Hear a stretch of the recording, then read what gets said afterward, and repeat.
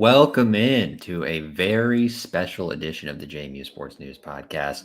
I am Bennett Conlin. I am joined by Jack Fitzpatrick for UVA football game week, a big week for the Dukes. I'm so excited. We haven't had a UVA game week since I've been alive. 1983, the last one. It just missed me by a few years, but I'm so excited. What we saw out of Bucknell, we will dive into because I'm really excited to just kind of get everything off of our chest about what we saw on Saturday evening. But more importantly, I'm so excited to talk about UVA game week. We have two awesome guests coming on today's podcast to talk overall big picture in Virginia football and a little bit more, get into a little bit of the minutia of what UVA brings to the table. We talked with Greg, kind of big picture about that team. We can dive into a little bit more exact things, a little bit more in depth on certain pieces, maybe how the defensive line will play out, maybe how their wide receivers will go, if they can even get the ball to their wide receivers, who even is their quarterback at this point. But man, it is a great episode on tap. We're excited, and we'll certainly go through our housekeeping here first. Three Notch, big week for Three Notch, Jack. In Harrisonburg, they've got Minuteman Mondays, which we love, right? The $3 pours. Tuesdays, you're getting half off cases at the Valley Collab House, which is just an absurd deal. And then, of course, on Fridays, the First Tap Friday, where Three Notch, the Harrisonburg location, has a new brew on a weekly basis. But a big week because Three Notch has locations in both Harrisonburg and Charlottesville. And Richmond, which is where I am right now, and I'm able to enjoy a very fresh Three Notch. One of the best parts about coming to Richmond, don't tell Eva I said that, but no, it's going to be a great week. Maybe we'll find our way over to the Charlottesville location. We'll see. Probably depends on how that game goes overall. I think if we lose, I may just go back to the Airbnb and sit in darkness, do a little Aaron Rodgers darkness retreat. But should be a great week regardless. And along with that, as I'm finicking with some chords, apologies on there. And along with a big week for Three Notch, it's a big week for Bet Online. It is your number one source for all of your sports betting needs. Get the latest odds, lines, and matchup reports for baseball, boxing, golf, college football, professional football, so much more. Bet Online continues to be the fastest and easiest way to place your wagers, including live betting and your favorite casino and card games, all available to play right from your phone. The Dukes -7 this weekend. They are 7-point favorites to beat UVA over on BetOnline. That means the Dukes have to win by more than a touchdown. That 7 is a very tricky number, but they are 7-point favorites this weekend on BetOnline. So head to betonline.ag or use your mobile device to sign up and get in on the action. Use promo code BELIEVE, that's promo code BLEAV, to receive a 50% welcome bonus on your first deposit. Bet Online, it's where the game starts. And where marriages start.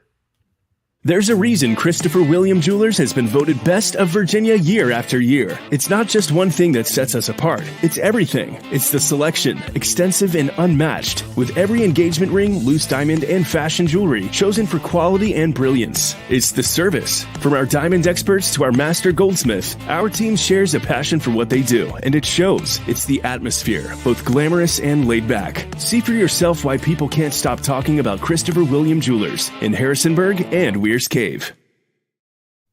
Weir's Cave, baby. Harrisonburg and Weir's Cave. That's where you can check out Christopher William Jewelers, an awesome sponsor for this 2023 JMU football season. And our first guest is going to be joining us in around 7-ish minutes or so. So what do you want to talk about before we bring on our first guest of the night? Because there's only a few things, because I may ramble for a really long time. Yeah, we can start with some and get back to some if we need to. I think the major storyline from JMU Bucknell, right, a 38-3 win early in the game, near interception for Chauncey Logan. People can't stop talking about what that would have meant. No, Alonzo Barnett starts the game at quarterback, doesn't finish the game, not due to like a blowout win where he plays great, right? Jordan McLeod replaces him as he got benched, which I think is a bit shocking, honestly. Yeah, and McLeod came in and played much better for, quote, a significant gap between Alonzo Barnett and Jordan McLeod throughout the fall camp. You wouldn't expect the stats that you see up on the screen right now. Barnett went 3 for 11, 15 yards. He did rush for a touchdown, so I don't want to take that away from him. But he did throw a very questionable interception on the very first drive of the game. Also, those 3 completions, 2 of them came kind of back-to-back on easy pickup plays. So didn't really string anything else together. So you kind of I know you don't want to take out the back-to-back completions, but those were like boom, boom, and you thought maybe he got something going, and then it all just kind of wheels came off from there. McLeod on the other side went 7 for 11, 144 yards in just 4 drives, 2 passing touchdowns, 0 interceptions. And on that 4th drive that they didn't score a touchdown on, maybe I'm too high on the Jordan McLeod hype train. There were like 3 just free blitzers that came and mauled him like the second he got the snap, and that's what kind of threw off the entire schedule. But I do want to say this: I was wrong. I'm back aboard the Jordan McLeod hype train. I was gonna buy a conductor hat on Amazon, but I decided against it. But imagine the 3-notched hat I'm wearing right now is a conductor hat because I'm back leading the Jordan McLeod hype train. Sunbelt Offensive Player of the Year. Here he comes. I should have never gotten off. I'm all in, baby. And Jordan McLeod is officially the starter for the Virginia game, which I think is the craziest part of the whole thing, right? Is Barnett earns the starting job by a significant gap. Loses it against Bucknell, which is somewhat hard to do. We're not going to rag on it, but like a poor performance. McLeod comes in, earns the job. He's going to start against Virginia. What are kind of your expectations for him in that game? Do you feel comfortable with the passing attack? Certainly he looked good, right? The 57-yard touchdown deep ball to Reggie Brown on a 3rd and 15, perfectly thrown. I mean, do you feel confident sort of in the passing game getting going this weekend? Yeah, I would be a lot more confident in it if Jordan McLeod started game 1. And he started against Barnett, and we saw him maybe for an entire half rather than. I also would have been more confident if Cignetti. Well, I just kind of completely sounded like a broken record. If Cignetti left him in to finish out the second half instead of putting Griffiths in for like the final 3 drives and just kind of letting McLeod maybe find a rhythm, maybe get more into it, get some more snaps, get some more experience with the team. But that being said, I feel fairly comfortable. He's extremely shifty. He's extremely elusive. He's going to need that type of ability against the UVA defensive line. And I mean, that post to Reggie Brown was absolutely beautiful. Maybe I'm reading too much into one play, but I feel confident. I feel comfortable in Jordan McLeod as this team's QB1, at least for the next month and a half. Yeah, Cignetti's post-game comments were very candid. Very candid. To both Dave Riggert and then in the full press conference. It was just kind of a shocking performance from Barnett. McLeod, I thought, looked decent, but Cignetti said he missed either some throws or some reads where if he'd stayed in the pocket on 1 or 2, he could have had a touchdown. But he also told Dave Riggert, at that point, I would have taken 2 of 3. Essentially, like if there are 3 easy plays and you make 2 of the 3, that was an improvement on what the first half looked like. Yeah. I'm pretty worried about the passing game. I'm not going to lie to you, man. I'm worried about the fact that like they have a quarterback change after 1 week against a bad FCS team. Yeah, go ahead. I'm just going to throw a take that you threw at me back at you. Okay. What if Cignetti's not a good quarterback evaluator? I think he's a great, so I think he's a great quarterback developer, but some of his evaluating has me maybe a little concerned where like Todd Centeio worked out great. They tried to get Gunnar Holmberg, who did not have a great college career prior to Centeio. And there was like an academic thing, right? Like a transfer. Yeah. Something didn't transfer over or whatever. So he ended up not coming to JMU. They get Centeio instead. I don't know if it goes differently the other way. There was obviously where like Gage Maloney at one point came in for Cole Johnson. There's been a lot of like interesting things in terms of picking the guy. But development-wise, he's been phenomenal. So I kind of like McLeod with his experience going in this game, but I'm a little bit worried about just the overall passing game after the Bucknell performance. And then also, like Reggie Brown, I thought looked good. I got a lot of questions about the other receivers. And is Tashi Hudson hurt? Sounded like his foot's been bothering him from what Kurt Cignetti said post-game. And we had Daniel Merriman there, right? So I'm not relying too much on anyone else for that. That was something that came out. So he's a little bit banged up. I thought Surratt Elijah Surratt, right? Josh's brother. I thought Jesus. he flashed. I thought he looked pretty good. Only Maxwell two. Moss. Sorry. Maxwell Moss looked good, right? He had a touchdown, but at the same time, it's like it's so hard when you don't see him get a chance to make a lot of plays. I think that's the thing. We're sitting here worried about the passing situation, the passing attack. There was no passing attack for a half and 2 drives. Like, so you're really going off of 25 minutes of game time. So the reps are limited, the opportunities are limited. But yeah, I mean, I would feel a lot more confident if we were sitting here and it wasn't, Jordan McLeod only had 4 drives. It does kind of worry me that, like, maybe he had a flash in a pan. He was really good for those 4 drives. And in an entire game, it might be a little bit different. But it looked like he's a straight baller. Like, from what Signetti said, from all the comments, it seems like Jordan McLeod plays better in the brightest spots. That does seem true. The other part that alarms me a significant amount is that they said Barnett took first-team reps from early on camp. Yes. You're telling me you're going into the UVA game with a guy who took second-team reps all camp. That's frustrating because, like, feels super avoidable. Yeah. Right? Yeah. Especially when you had a quote-unquote QB competition. Right. It's just surprising to be like, yeah, we played Bucknell and realized, like, this wasn't going to work. I also still kind of think Alonzo Barnett's pretty good, which we'll get into probably a little bit later. But yeah, we'll get into that in a little bit. We'll also get into Signetti treating Bucknell as just a third scrimmage. We'll get into the amazing work Daniel Merriman did for us as well. But before all of that, we are joined by David Teal of the Richmond Times-Dispatch, talking some big picture Virginia football. David Teal, 14-time Virginia Sports Writer of the Year and Virginia Sports Hall of Fame. But if you looked at his bio on the Richmond Times-Dispatch, it just says sports writer. A little humble. How are you doing today, David? I'm doing great, guys. Good to be with you. Yeah, thanks so much for joining us. We're excited to have you to talk a little JMU, UVA, and big picture. And I was curious, David, your perspective. You attended JMU, what it sort of means for JMU fans, UVA fans to have this matchup back after 4 decades. Well, for JMU, like you mentioned, Bennett, 40 years in the making. And it's interesting. I talked to Jeff Bourne a couple of weeks ago about the difficulty he has in scheduling Power 5 opponents, even on the road. The Dukes have become prisoners of their own success. And last season's 8-3 debut at the FBS level did not help his cause, because folks don't want to play him, and they certainly don't want to come to Harrisonburg. Yeah, disappointing for JMU fans, but that certainly makes a lot of sense. Yeah, and what does it mean heading into this game? Big, huge picture. We're going to take kind of the universe view of this, looking down. JMU UVA, what does this mean for Virginia football, collegiate football in Virginia, and how JMU may be able to schedule moving forward? Well, I think it's a large game for both programs. I mean, gosh, what is it, 50 some miles over the mountain? And it's a game that I would hope would be played more frequently. That's up to Carla Williams and Jeff to get straight, and I'm sure the coaches would have to say. But it's a risky game for UVA.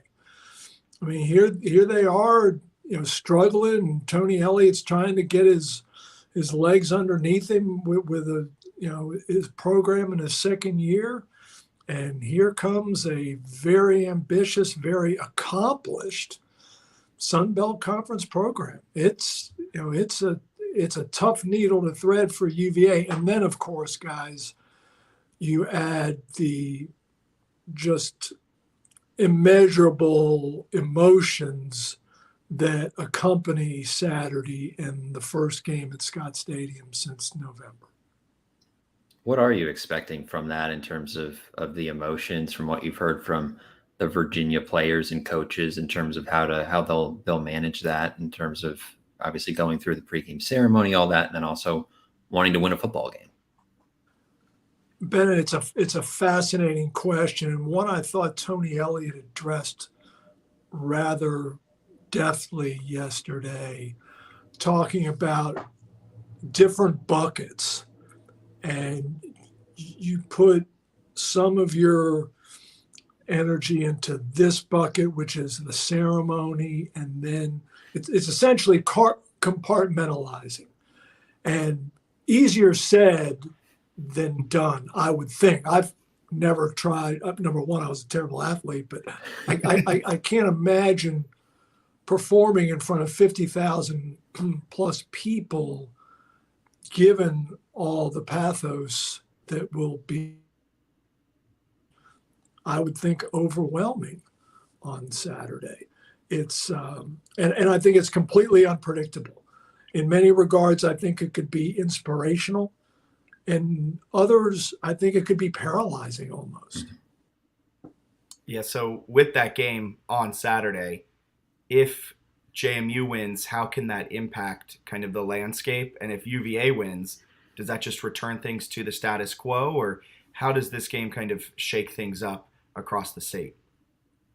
Well, guys, if you go back to JMU's other Power Five conquest of Virginia Tech, that turned out to be, by JMU standards, almost a terrible season. Yeah. I mean, Yes. Right? I mean, how crazy is that? And a great season for Virginia Tech. Right. The Hokies then run the table all the way to the Orange Bowl against Andrew Luck and Stanford, win the ACC, and JMU doesn't even make the playoffs.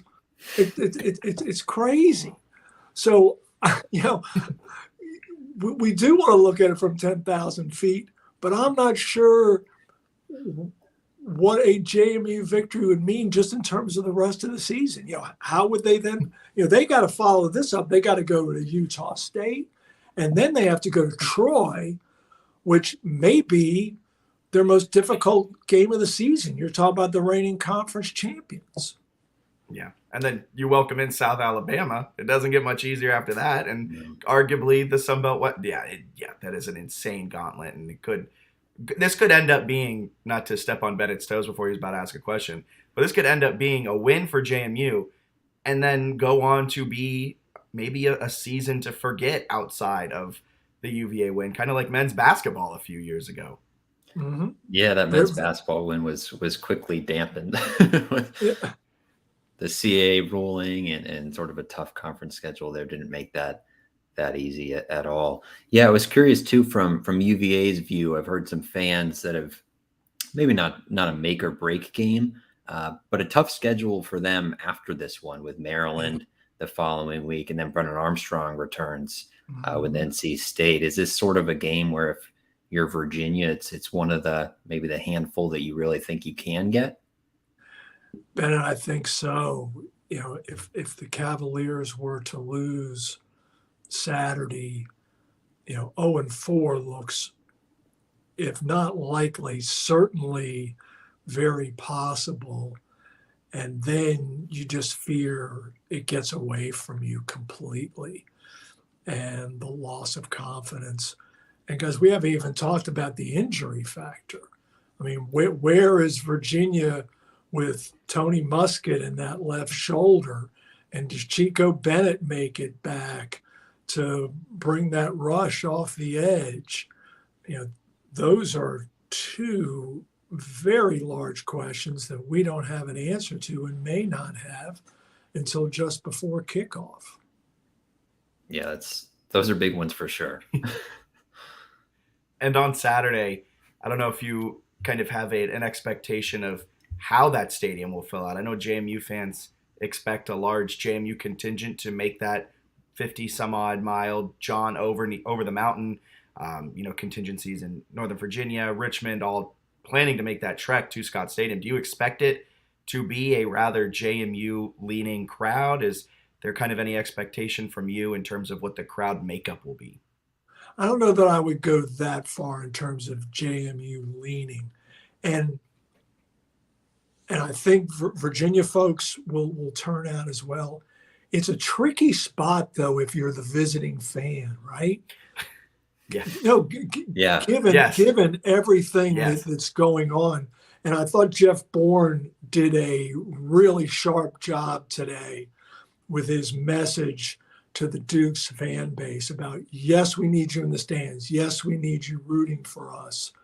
But we really need to respect what's going on. And, my understanding is there'll be a lot of orange ribbons, even on the purple gear from JMU fans, which is absolutely appropriate and I think very kind. Yeah, that's a great point. I think the game's exciting for everyone, and obviously there's the big picture there with what Virginia went through last year. Switching gears a little bit, I was curious. Brent Pry had the offseason comment for Virginia Tech being the flagship program in the state. I'm curious how you view. I think when JMU fans look at the flagship school in the state, they might put Liberty and ODU aside and sort of compare themselves to Virginia Tech and Virginia. How do you see those two programs? They've got second-year head coaches, I guess, progressing against each other with UVA and Virginia Tech. Does it look like the Hokies are a bit ahead at this point? How's Tony Elliott's rebuild going with UVA? It does look to me, Bennett, like Virginia Tech is ahead of Virginia. And it's fascinating, isn't it, that 7 plus years ago, Bronco Mendenhall and Justin Fuente were both first-year coaches at those respective schools.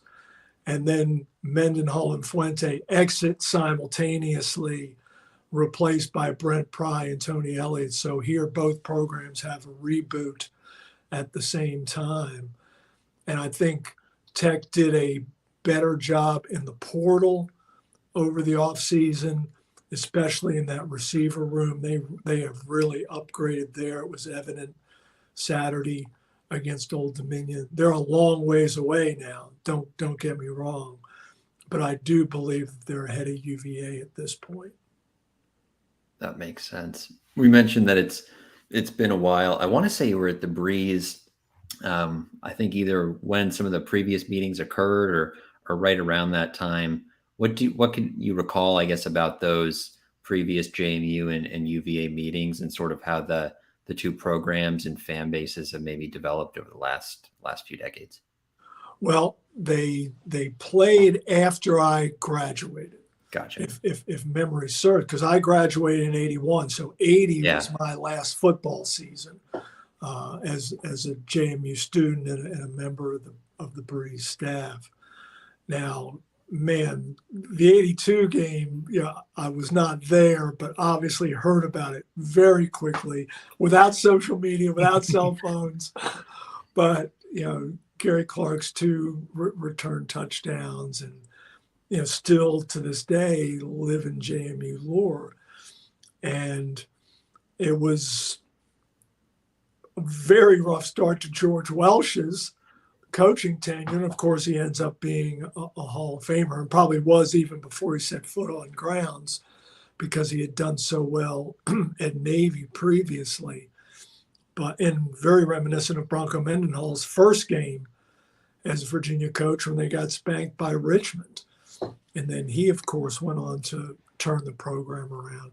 So even if James Madison wins Saturday, I would encourage Virginia fans not to get too down too quickly on Tony Elliott and his staff, and to give them a little bit of a chance. Yeah, especially if you've got Musket unable to go. That's a tough spot to be in if you got Calandria. Right, and with Jay Wolfokoff playing baseball, right, and you're left with the true freshman Anthony Calandria. Yeah, interesting quarterback matchup on both sides with the Dukes bench. Right, yeah. You guys are far more plugged in than I am. That was one short leash that Signetti had on Alonzo Barnett, right? It was quick. I think he compared it afterward to a golfer with the yips, essentially, where he just couldn't make any throws even when the guys were wide open. Well, and I guess it was trending. It was trending that way throughout preseason camp.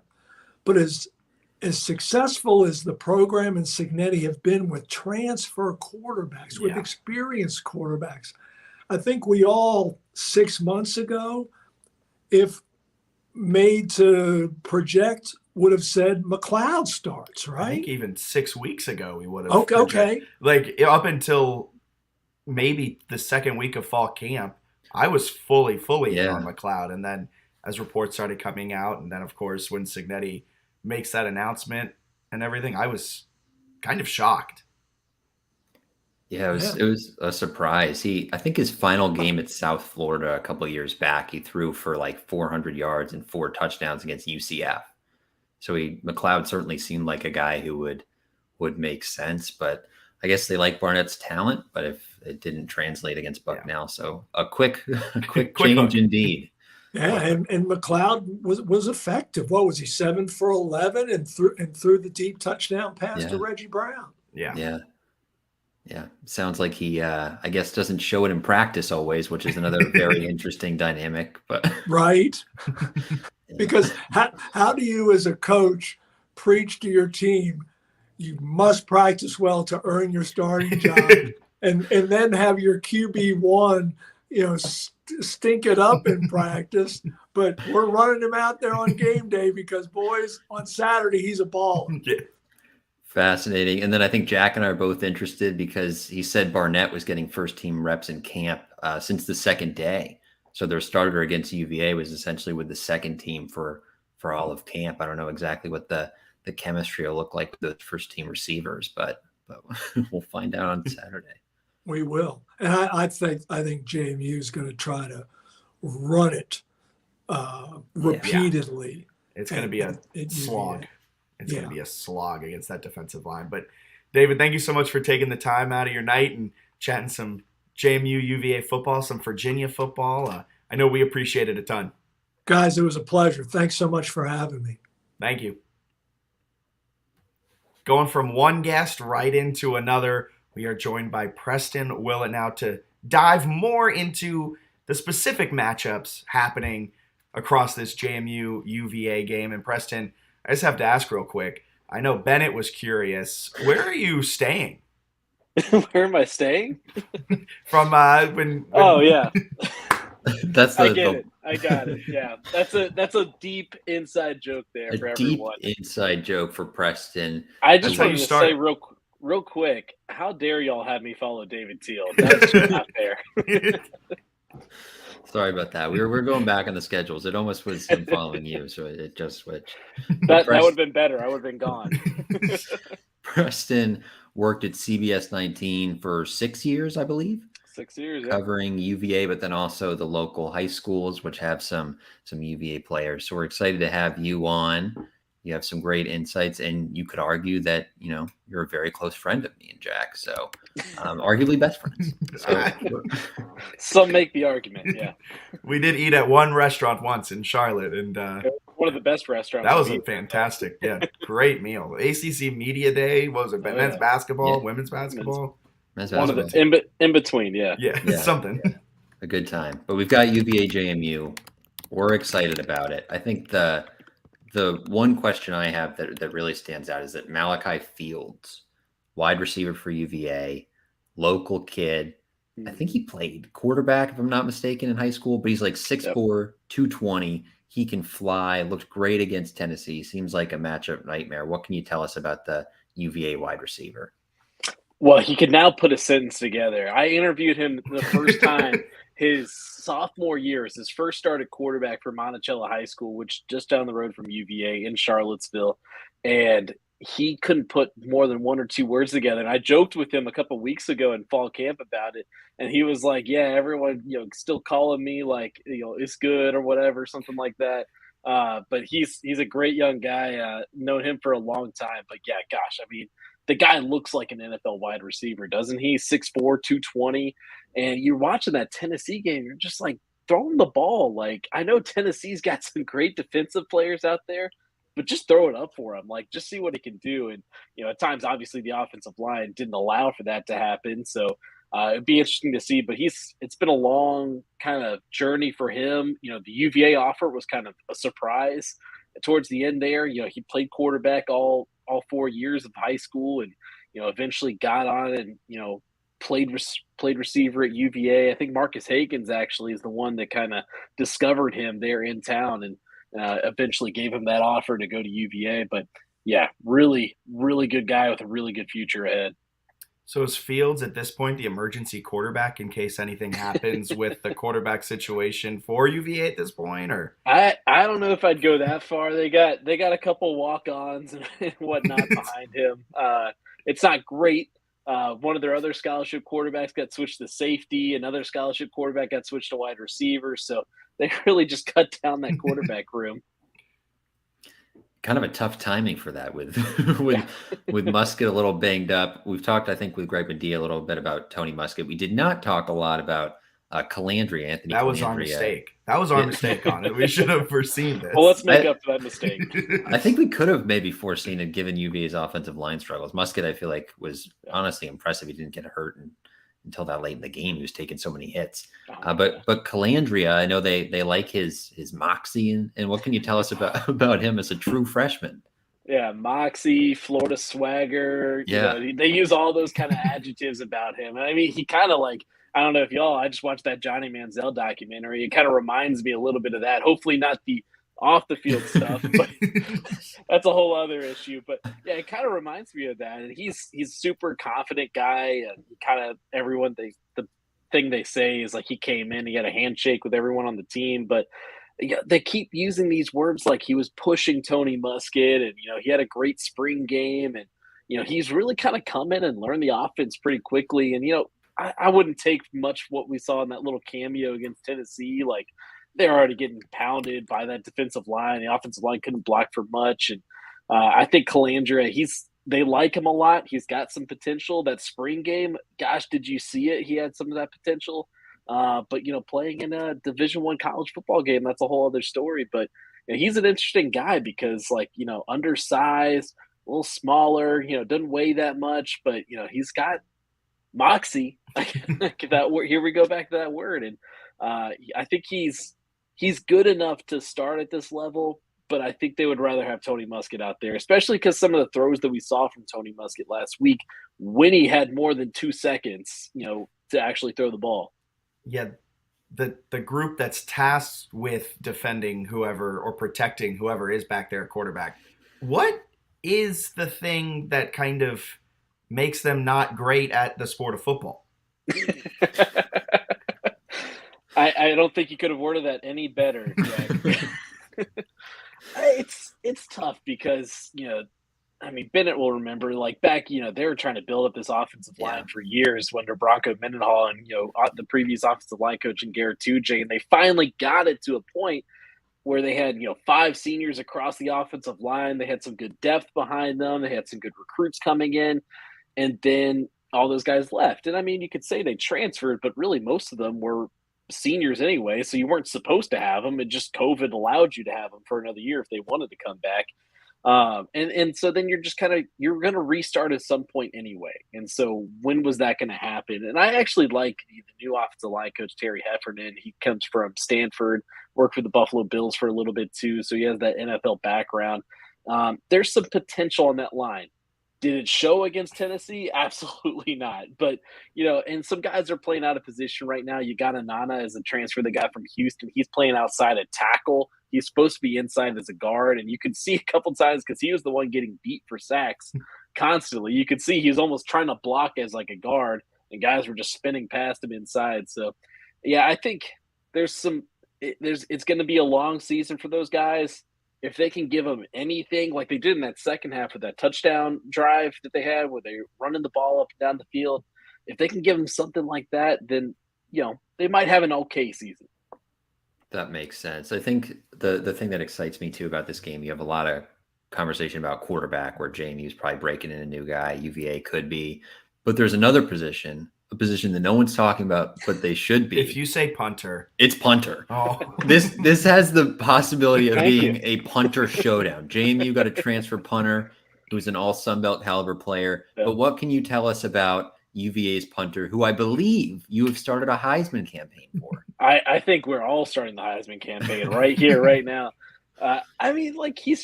He's the only guy that was getting all ACC consideration for this team before the season. So Daniel Sparks, we'll say the number. Yeah, 4 Heisman. He's going to win the Heisman this year. Pat McAfee will drive the Heisman on College Game Day. We know that much. That's actually a fantastic point.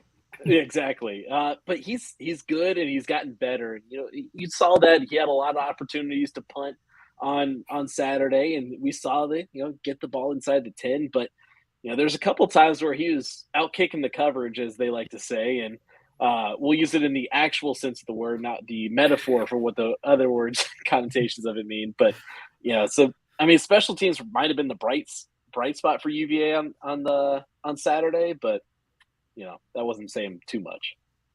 Yeah, he hits nukes. I'm excited because JMU's punter had a great game. I think he had 3 punts and averaged like 49 yards a punt.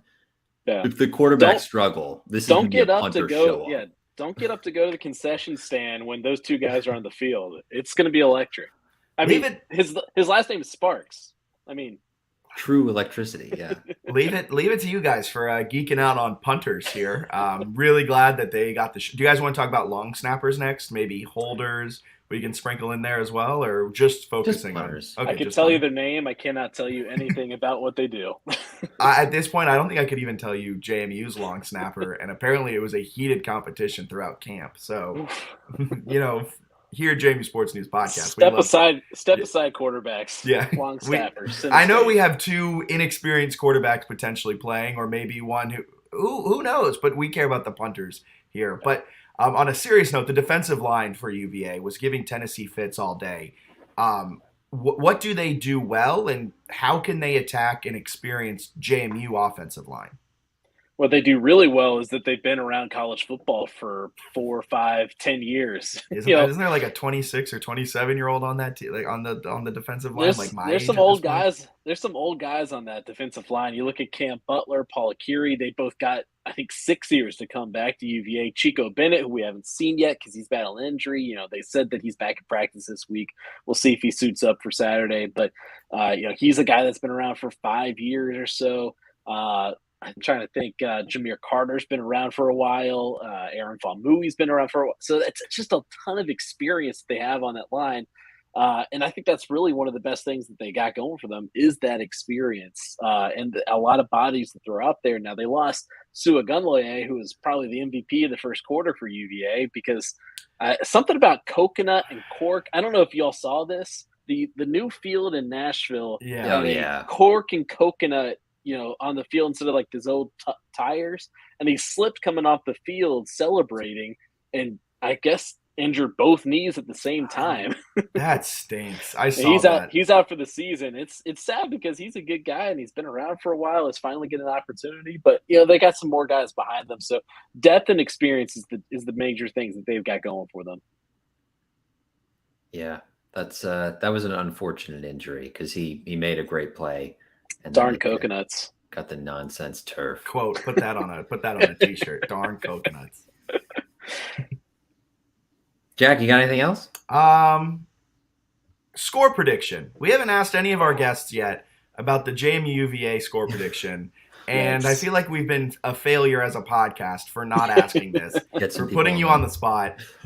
Mind you, you are on a JMU podcast. JMU is a touchdown favorite. Minding that. So maybe you don't want to make enemies. I don't know. A touchdown favorite on the road? I would take UVA +7, but I would take JMU money line. But this isn't a betting podcast.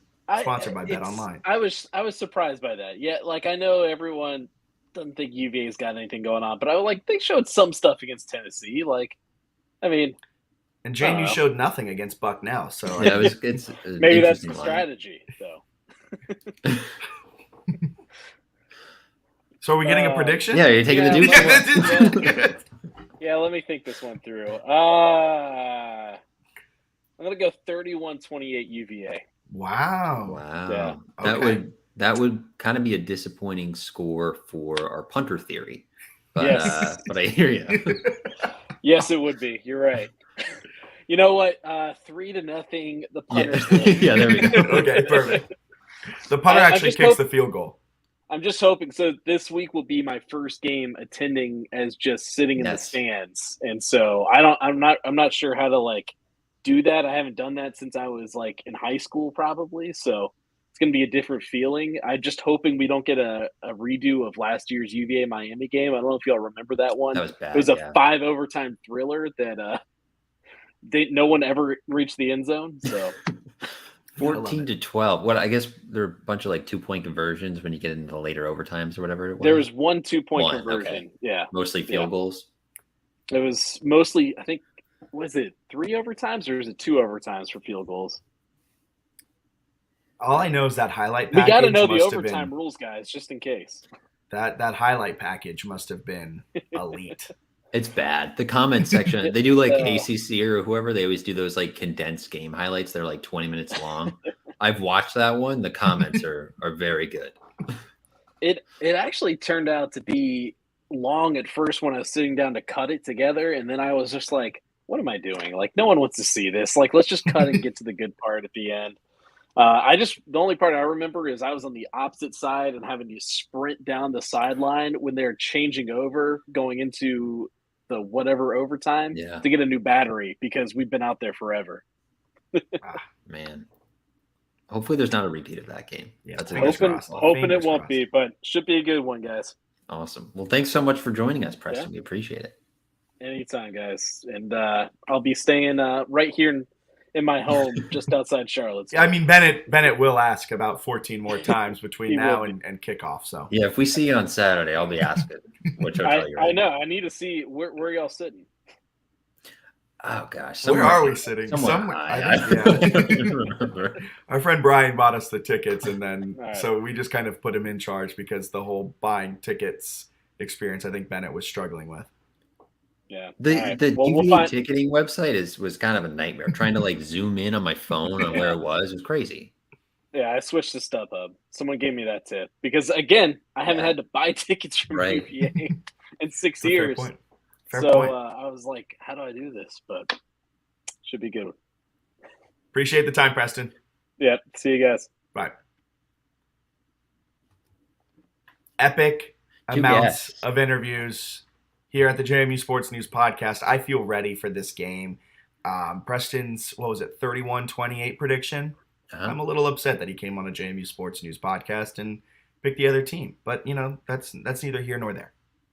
That's neither here nor there. Some great insights from David Teal on all of Virginia. So let's start diving into a little JMU UVA and some Bucknell talk. Yeah, of course. Let's start it with everyone's favorite segment.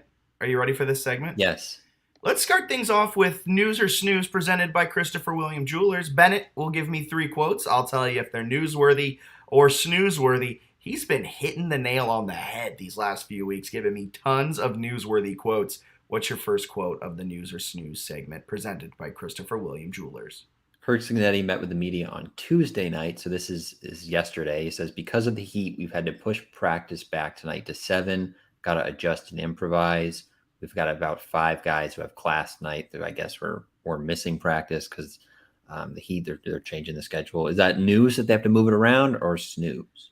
You know what was news? Them not tackling all fall camp because they were using Bucknell as a third scrimmage. So I'm going to say this is snoozeworthy. Yeah. He didn't seem too scared about it, but what was newsworthy was that they didn't tackle all fall camp. This is snoozeworthy. Yeah, I wanted to make sure there was one snooze. We've been doing a lot of news, so I thought this was kind of a snooze as well. But somewhat interesting that it's so hot this week that they had to move some stuff around. But anyway, all right, number 2. This is Kurt Signetti on Jordan McLeod. He has performed better in the scrimmages than he does in practice. Thank you for including this one. I sent it to you. You probably already had it bookmarked. I'm going to say this is snoozeworthy because he's the QB1.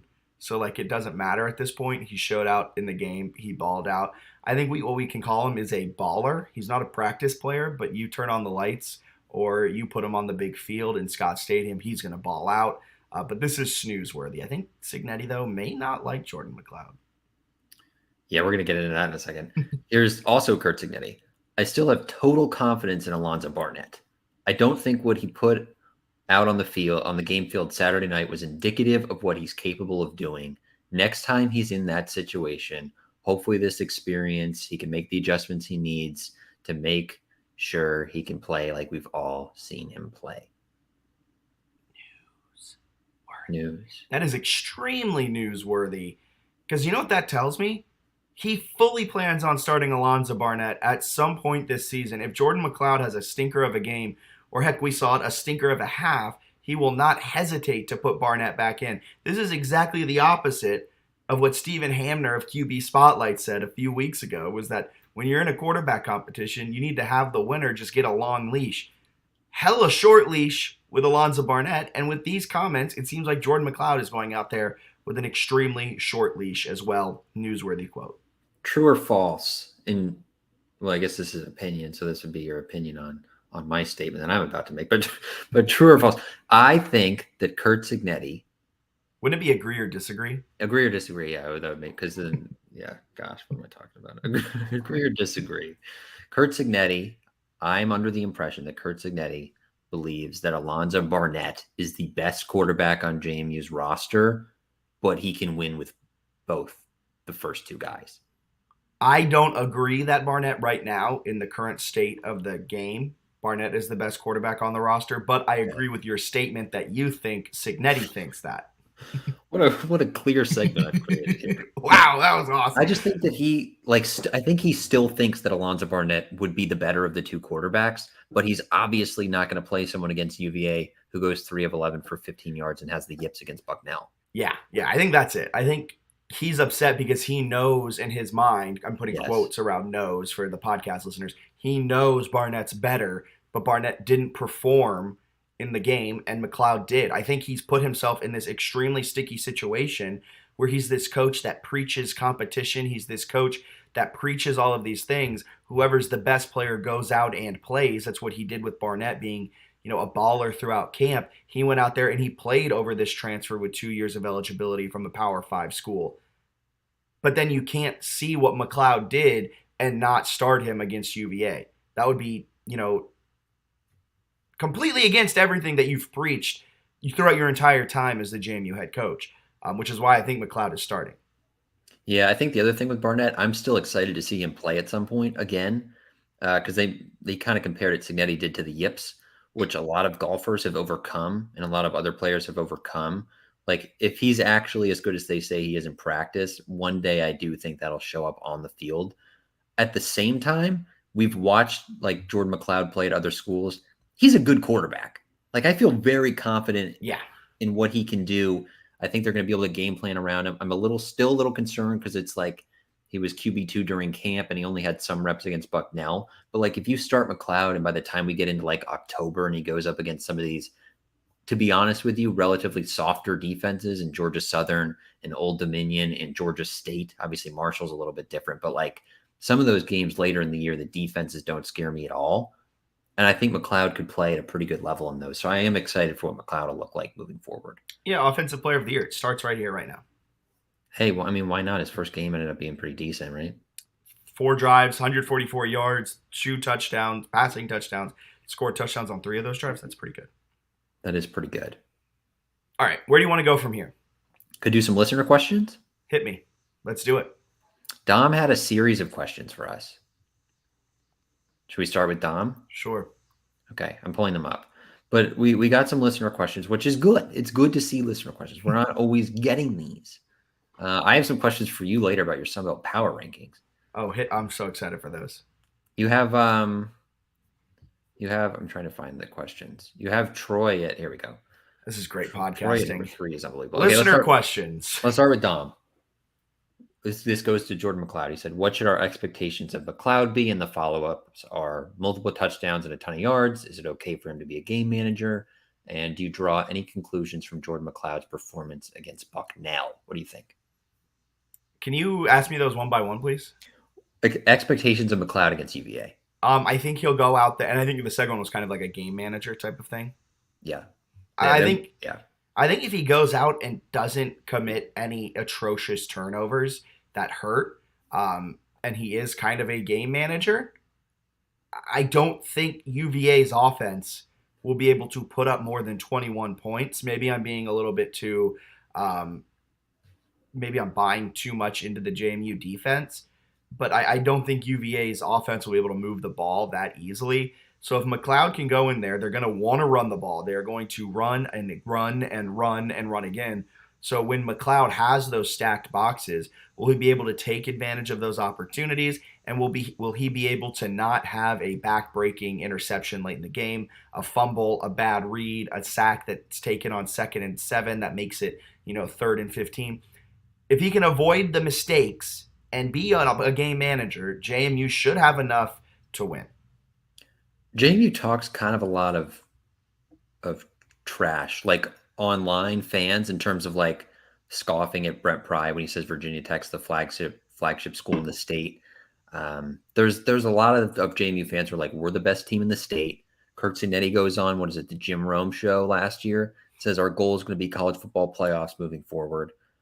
Like, if you want to be at that level, right, you want to be an elite college football team, you have to beat weak UVA, maybe without a starting quarterback. So, like, yes. for McLeod, like, you don't need to be a world beater, probably. Like, if Musket can't go, you better have a defense that's good enough to take advantage of a terrible offensive line and Anthony Calandri in his first career start. Yeah, if McLeod goes out there and Musket's not going on the other side, McLeod can go out there, throw for 150, maybe pass for a touchdown, and that should be enough to win. Assuming the run game can get a little bit of something going and maybe rush for another 150. But, like, you don't need to go out there and do what you did in 4 drives against Bucknell. Yeah, it's not one where, like, you have to win pretty. Like, I don't know. This is one that the way JMU views itself as a program, like, respectfully, you got to win this game. Yeah. Like, I don't know. It just feels like one where, regardless of McLeod or Barnett, like, game management at quarterback seems like it should be enough to get it done. Yeah. What's the next listener question? This is from Meerkat. It's _Meerkat_1457. Do you think our secondary can keep up with receivers like Malachi Fields? What synergy? Talking about Malachi Fields earlier with Preston, now bringing him up in the listener questions. Yeah, I have hope in this secondary. From what I saw, granted, Bucknell's catches, some of them were like insanely talented grabs, like along the sideline, that were better catches than they were over better defense, if you know what I mean. With that being said, I think JMU secondary will do enough. I think their front 7 matters more. Their front 4 matters a whole heck of a lot more, because if you're getting to Musket or Calandri within 2 seconds, they won't have time to look down the field to Malachi Fields, and the secondary won't have to do much. Yeah, for a Chauncey Logan supporter like myself, Chauncey's got to show it this weekend. Like, if he's on Malachi Fields, that's a big time matchup. Let's see what he's got. I agree with you that, like, is the secondary one-on-one going to win a ton of battles with Malachi Fields? Probably not.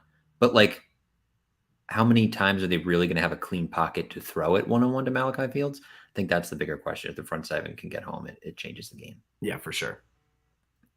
All right, last question from Drizzy Dalton 87. Other than the D-line, what other position group worries you on the UVA side? And it says, luckily, our strength is offensive line, so hopefully that balances out. I like that point, because it is true. One of our JMU's biggest strengths is offensive line. So hopefully, fingers crossed, that does balance it out. But I do think UVA's defensive line still worries me, and I still think they will get theirs. With that being said, probably just like every other unit on their defense looked pretty darn good against Tennessee. Maybe that's because that front 7, that front 4 was looking really good. But the defense overall for UVA looks like a very, very solid group. If you want like another answer, probably wide receivers. But that doesn't worry me too much, because I don't think UVA's offensive line will be able to give their quarterbacks time. Yeah, I like their running back room too. They've got some good players there. I think UVA, like, outside of the offensive line and with Tony Musket at quarterback, is a decent, like, borderline bowl team. But to answer the question, I don't think any of them should worry JMU, right? Like, JMU's got guys on its roster. So I would say they've got some strengths. I don't think if you're a JMU fan, you should be overly like, wow, we can't match. Like, you can match up with them in every position group. JMU's also a 7-point favorite for a reason. Like, Yeah. It does seem high, considering it's a JMU team that struggled against Bucknell going on the road against UVA. But you know what that line tells me? Not that JMU is this world beater. It tells me Vegas has no faith in UVA. Yeah, you look at, like, UVA's power rankings on, like, advanced metrics, very low. JMU's significantly higher. You look at the line at, like, 6 or 7, kind of depending where you are. If the game's in Harrisonburg, they're like a double-digit favorite. Yeah, which is insane. So like they have a better roster. Like I truly believe they have a better roster. If And a better Musket, coach. I think there's a fair point there. If Musket can't go, they've got a way better roster that's going to be on the field. So I don't know. Like again, it's one where I think it's a massive opportunity, and JMU has a legit chance to get it done. Yeah, and that brings us into we'll kind of hit on a few things as we do this preview, but just an overall three-notch weekly preview. The Dukes head to Charlottesville. JMU, we've touched on it. We had two guests on. Awesome stuff from them. You can check it out on our YouTube or just rewind and listen back on the podcast. But they take on UVA, a struggling Cavaliers team, head coached by Tony Elliott. I believe in his last 11 games, they only have 3 wins. It's a team that lacks an offensive line, but it boasts one of the best defensive lines in the ACC. But they may be without their quarterback transfer from Monmouth, Tony Muskett, and they may be starting a freshman in Calandria. What do the Dukes have to do to win, and what can JMU fans expect this Saturday at Scott Stadium? I think the obvious thing, right, is the emotion there for Virginia. It's the first home game since the tragic shooting killed 3 players on their roster. So there's going to be a ton of emotion there, I think, on both sides where people understand sort of the significance of just the fact that the game is happening. So there's going to be a lot of emotion. Managing that for both sides is going to be critical. And for JMU, it kind of comes down to the trenches. If you can hold your own, the offensive line for JMU against UVA's great D-line, I think you've got a tremendous chance. And defensively, I think the defensive line for JMU should be kind of licking its chops going up against a UVA offensive line that's been out of sorts for now, at least over a season. Yeah. D-line depth is something I do want to touch on, and you brought up the defensive line for JMU, so I want to dive into the depth. Abi Nwabaku Akonji. Mm-hmm. It appears, I don't think we officially heard what he did, but it appeared that he potentially tore his ACL, maybe Achilles, maybe something else. But it didn't look like a good injury when he went down. Wasn't really locked into a block by any means and kind of just flailed to the ground. That tells me it's something in his leg, something that is season ending. And this is his last year at JMU. This is his last year of eligibility. I don't believe he'll be able to get another year. He might be able to get like an injury waiver, but I don't even know if that's like on the. I think he's already a 6th year. Sometimes they give you like medical exceptions, but probably at 6 it might be it. Yeah. So that may be it for his JMU career. Solomon we'll get to that. Those injuries, never mind. We'll get to those injuries later. For the defensive line now, Kamara already was starting on both, or was already on the 2 deep on both defensive ends. And now you have Jamari Chroma, who is a starting defensive tackle, listed as the backup to Kamara, where Abby was for one of the defensive end spots. So, like, a lot of the starters are also backups at other spots. So I want to get your take on the defensive line depth right now, because it is a strong point. That 2 deep still looks really good. Yeah. But the 3 deep and the 4 deep are looking a little sketchy. I thought Amar Thomas would get on the 2 deep this week as the backup for Kamara. I think he's a redshirt freshman that I know they're high on. Kind of expected him to break in, so a little surprised that you had Chroma at both spots. Signetti was asked about this by Noah at the DNR in his like weekly presser, and he was pretty short and was just like, we trust the guys that we have there. Probably a concern. Maybe not a huge concern this week, but I would definitely be concerned a little later in the season, especially last game of the year, Coastal Carolina can sling it around. App State's got a decent offense, right? You got Georgia Southern that cooked them a little bit. So does App State have a good offense?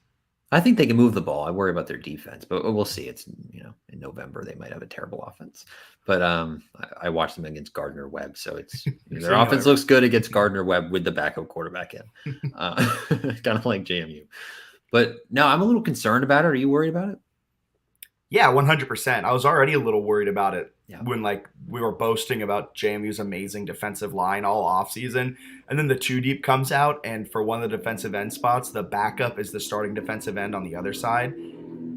In theory, you might be able to get Carpenter and Bush as your nose guard and defensive tackle now, which may be able to bump Chroma out into backing up Kamara more often, or even Jalen Green more often. You can kind of get that rotation. So I feel fine with that, assuming you can do that with Carpenter and Bush. I'm not 100% sure. But what worries me is any type of potential injury, even like like a rolled ankle and you miss a quarter while you're getting it retaped, all of a sudden the middle of your defensive line can get shredded. So that worries me. The depth is 100% an issue, but the starters I still feel very confident in. If there is no injuries, then they should do what they need to do against UVA. I think another thing just for this specific game, Tennessee ran like this. They were calling it their cheetah package, I think. They had, and I'm drawing a blank on the name now, but it was number 27 for Tennessee. Looked like a corner that they were lining up, like at defensive end, to go against the right tackle that the UVA has that's inexperienced. He cooked him in the first half. Like it was bad multiple times. JMU against Bucknell, there were a few times on 3rd and long when they went to a 3-3-5 and brought Aiden Fisher in, just had 3 defensive linemen, added Fisher as the 3rd linebacker. If it's a 3rd and long, I kind of dig that because I thought Fisher flashed a little bit. I also like that take because they also run this rover. So whoever is the rover for this week can kind of come into the box and play a little bit more as like a blitzing linebacker safety. And also the play, if you said it, Aiden Fisher was really solid. We saw him a lot this game because both Taurus Jones missed time due to an injury. Jalen Walker missed some snaps due to an injury. He ran back into the locker room at one point. They both finished out the game, so it was all right. But you have a great linebacking duo. You have a rover. You have Aiden Fisher. You should have enough on the defensive kind of box area that you should do enough to kind of make up for what you missed. The depth, though, is the issue. Like, if there are any injuries to that defensive line from here on out, it kind of scares me specifically because Kamara missed a good amount of time last year. So, like, you're relying on this guy who's already had a pretty major injury in his career. I thought he was the most impressive defensive lineman against Bucknell also. Like, he's like Isaac Ukwu good. He's very talented. And Daniel Merriman, who was on location reporting the game for us, had an awesome write-up post-game, but he was tweeting about it. He said, Kamara is absolutely, like, impressing everyone in this press box. I forget what exactly his tweet was, but he shouted him out. But also wanted to do a quick shout-out to Daniel for all of his awesome stuff. Had a fantastic post-game recap that really dove into the quarterback situation. He asked some fantastic questions of Curt Cignetti, and he should be covering most of the games this season for JMU Sports News up in the press box at Bridgeforth. Yeah, shout out to Daniel. He did a phenomenal job. And from there, I want to talk about quarterbacks a little bit more in depth. Yeah. Because I want to get your take. Did Curt Cignetti set up Alonzo Barnett to fail? I mean, they were not running easy completion path. They were acting like this redshirt freshman was a redshirt senior who had started 19 games. Oh, wait, that was Jordan McLeod who was his backup. Like, did it seem like they put Barnett in a really tough situation to start that game? They could have given him, I think, some easier throws. I will say, like, the interception he kind of brought on himself. Where, 1,000,000%. He scrambled late in the play, right? Threw back, like, a heave that was intercepted. He had a lot of throws where dudes were, like, open for touchdowns that he missed that I think he probably made in camp. So from that perspective, I think some of it is certainly on his performance. And it encourages me a little bit about what they can do against Virginia, that they did have guys open that were just missed. I think looking at the 2 deep, though, you look at Reggie Brown, right? You got Phoenix Sproles, who only had 1 catch in that first game. I think they'll get him more involved. But you got a lot of young guys that I worry a little bit. Just the stage against UVA, it's going to be like 50,000 in that stadium. What it looks like in terms of the receivers stepping up and being able to make plays against a pretty solid and well-coached Virginia defense. Yeah. Do you also think he set him up for failure by running 5 straight or 6 straight run plays to start the second half? Why did Barnett start the second half if they weren't going to throw with him? Like, why would McLeod not have gotten those extra drives? That was my thinking. That was very weird. That was very weird. I'm trying to see. Yeah, I have a few other notes, but we'll get to them in a little bit. Yeah, I just wanted to touch on that because I felt like Barnett was really set up in a tough spot to start that game. I don't know if I'm the coach, I'm running like screen passes or like very easy completions. Sure. Like for the first 5 pass plays to get my quarterback like 4 for 5, 25 yards and just feeling like they're in the rhythm of the game. Instead, it was like wheel routes with the crosser that you can look off to see if you can hit Kalon Black running up the sidelines. That was a weird one. And it's just like there were a few times Barnett missed the read that was open because he was kind of locked on the first read. But man, were those first reads difficult? He also he had 5 carries for 29 yards and ran it pretty well. I'm Very surprised well. surprised they didn't just go in and start doing like zone read, just to get him sort of in the groove. And obviously, When he scored the touchdown, I thought they had. I thought so too, because Kalen Black also had a great game, 12 carries, 125 yards. I thought Palmer looked very good. He looked maybe a little bit faster than in years past. Lawton, 4 carries. He looked very good. I'm stoked about the running backs. Super bummed about Van Horst. Super bummed about Van Horst. He injured the foot he injured last year. He is out for season. Yeah. He has another year of eligibility left, but Signetti said he's not sure if he'll use it at this point. And they said in the press conference yesterday that they were planning to use Van Horst a lot in the offense this year. And Signetti loved him in the punt return game, which you could see. I know it was Bucknell, but that was an explosiveness from the punt return game that I haven't seen since D'Angelo Amos was balling back there in the FCS days. But that's tough too, because Virginia was not very good at punt coverage last year, I don't believe, and they were not very good against Tennessee. They gave up like 3 returns for 90 yards. So Surratt will be back there. Josh Surratt. Hopefully he can make Hopefully Cheese can make a couple plays, because I feel like the return game, Sparks was absolutely out kicking his coverage a few times in that game. He kills it, but if you hit it, hopefully your gunners aren't anywhere near there. Hopefully we don't muff it. Yeah, just catch the punts is obviously an important part as well. Yeah. Anything else you want to dive into? There's one last question that I want to wrap everything up with, but I want to see if there's anything you want to dive into here. I'm curious your perspective on how this game will frame the rest of the season, because I find myself maybe overly excited in the sense where we talked with David Teal and he was bringing up the Virginia Tech win was followed by a rather disappointing season. This is one that I feel like I, as a fan, really want. Like, I know that Troy is a better team. Coastal, based on what they did against UCLA at the end of the year, probably a better team than UVA. There might be a lot of Sunbelt teams on the schedule that are better than Virginia.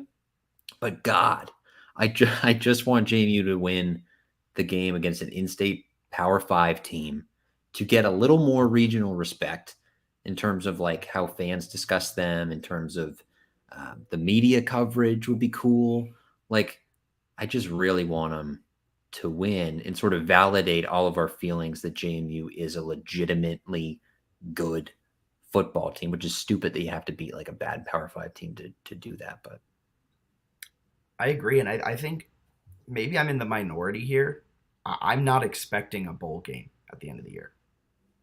Yeah, that's not a guarantee at all. This is my bowl game. I could not care less if JMU goes out and wins this game by 2 or 3 possessions and just like dominates UVA, and then they go 500 the rest of the way, or like a game or 2 below 500. I would be upset, but I'd be like, we beat UVA. I mean, the men's basketball season, we don't care that nothing happened after that game. We beat UVA. I just need JMU to beat UVA. I would love to do it in a dominating fashion. That'd be so much fun. And the other part is like the men's basketball season, I got a little sad at the end, but you're right. Like at the end of the year, it's like, okay, we still beat Virginia. That was sweet. The part that gets me excited is like, what if they beat UVA and then go like 9-3? Like if it's a good year and they have this game, it's like a national arrival. It puts them in a spot where it's exciting about what the future could be if they go out and show what they're capable of and then continue that. Yeah, I agree 100%. And before we finish up with a few last things, it's time for everyone's second favorite segment, Behind News or Snooze. There's the rock and roll music. It's time for the Sunbelt Pick'em, folks. This week, we are starting... Oh, wait, we should say this. Jack leads. I lead. That's big for you. I'm up 10-3 over 9-4 Bennett. I am so pumped. I think it's the first time in like 2 years I hold a lead in the Sunbelt Weekly Pick'em, and I'm going to look to keep it going this week. Troy, we'll save for the JMU game for last. Troy, Kansas State. Bennett, who do you got? I'll take Kansas State in this game, but I like Troy to cover the 16.5 points. Not that that's what we do, but Troy, their first game looked a little shaky. That's because they had 4 turnovers that I don't think that's going to show up again. I think they're going to hang in this game here, but I do think Kansas State's a safer pick, so I'll take it.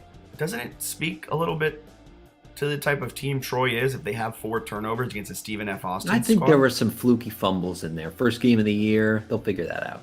All right, I'm also going Kansas State because I'm not a full believer in Troy just yet. Fair. Texas State, UTSA. Sneaky great game.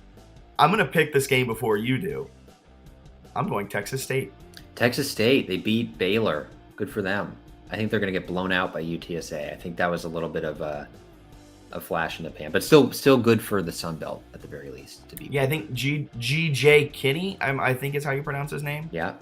Looks like a good hire. Looks like Texas State finally got a good hire. He can Marshall, East Carolina. East Carolina, they don't know what offense is. Marshall, coincidentally, also doesn't know what offense is.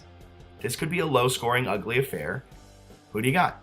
I'm not going to pick a team that kicked a last-second field goal to only lose by 27 to not get shut out against Michigan. So I will take Marshall to win this game. I'm going to take ECU. The Fighting Mike Houstons. The Fighting Mike Houstons. Marshall's offense is worse than ECU's. Marshall was down to Albany at the half, and they won just by 4 points, 21-17. Marshall might be very bad on offense. Their defense is still good, but Marshall's offense may be worse than last year's. Yeah, they were just grinding out wins last year. We'll see if they can actually sustain that this year. Southeastern Louisiana against South Alabama. I think I know what we both are picking here. Yep, both South Alabama, but gosh, what a letdown against Tulane. They got smoked. It was closer than the final score indicated. The Pratt cooked them. Okay, Pratt did bad. Especially considering South Alabama was like one of the best defenses a year ago. That was bad. The offense looked good, though. That's fair. App State, UNC. App State tackling against Gardner-Webb. I watched that game on mute on ESPN Plus for a little bit. I thought that there were like whistles that were stopping plays because that's how bad their tackling was. Like it seemed like guys would just hold up and not tackle. And I was like, oh, there must be like a fan on the field or something.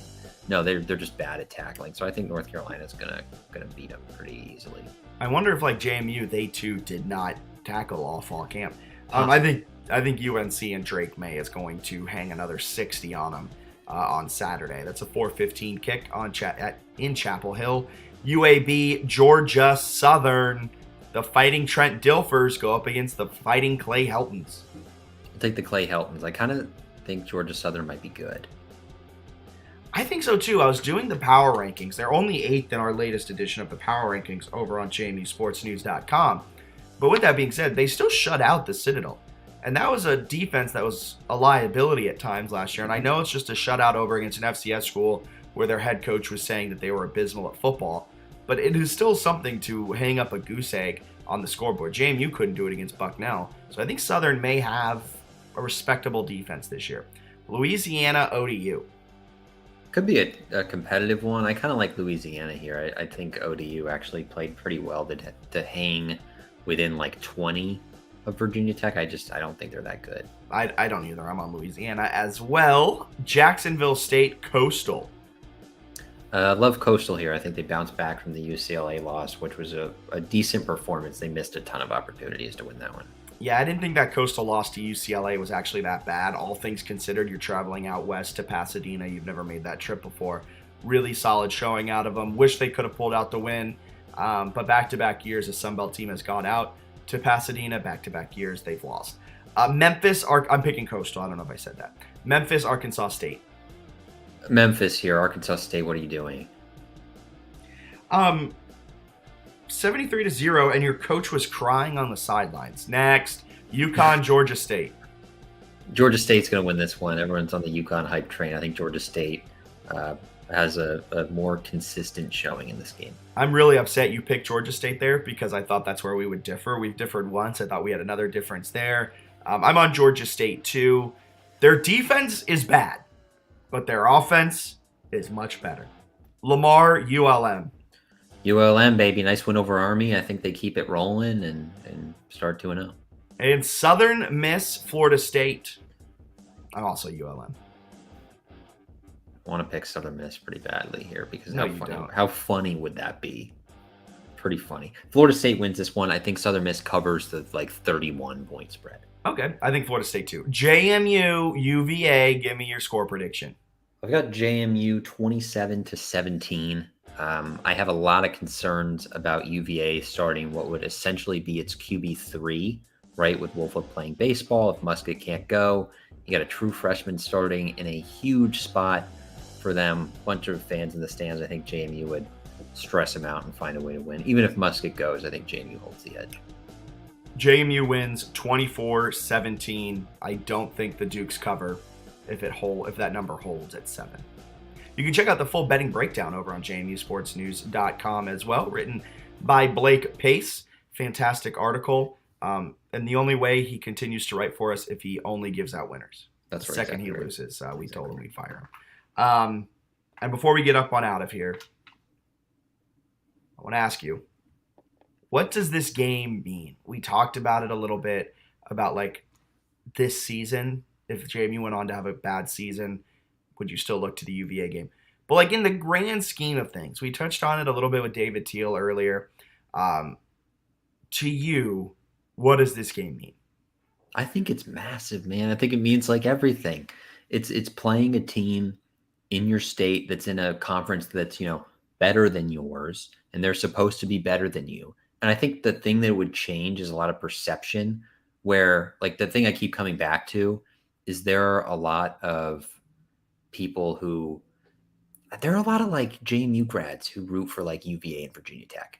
It's just one that you bring those fans back. Maybe I think there are kids growing up that would pay more attention to JMU if you win it. I think it's important for recruiting. I think it's great for the current fan base. And I think it's one that just frankly matters a lot to the program if you can win it. And it's one that they came so close to beating West Virginia in Cignetti's first season in 2019. They hung really close with NC State in 2018. They've come close since that Virginia Tech win of taking down some Power 5 teams. But if you can beat UVA, and when you probably have a better roster, I think it would mean a ton for national and regional relevance. And then, God, it would be so nice because there are some UVA fans who are still kind of condescending about JMU's program where they're like, man, I know they're okay. I know they're decent, but 7-point favorite, that's unbelievable. Stuff like that where it's no, it's not. So if JMU sends a statement, wins by 20, be crazy. Yeah. I'm a little bummed that JMU's the favorite in this game. Yeah, me for too. Complete selfish. Because to us, this is an upset. Yeah. But we're going to tweet, what an upset from JMU if they win. Some sports betting nerd is going to be well, actually, they were favored by 7 points. That'll be me. This is no. This is not a real upset. Yes, it is. We have a better football. No, team. I know, but come on. This is an upset. No. This changes the landscape of Virginia football. But that's my question is how much would it truly impact? I think it takes us behind Tech. Yeah, I think that's probably fair. And the only reason we're not above Tech is because of their history. I think right here, right now, if you put us on a neutral site, I'm not saying in Lane Stadium because that's actually an actual home field advantage. No offense, Scott Stadium. If you put us on a neutral field or in Bridgeport, we take down Virginia Tech 9 times out of 10. 9 times out of 10, wow. I think we'd have a pretty good chance of winning that one too. That's what JMU fans get mad about is when people are Virginia Tech says they're the flagship because they have a bigger brand. What a lame thing to talk about as a football fan. Is your team any good? Our brand's pretty cool.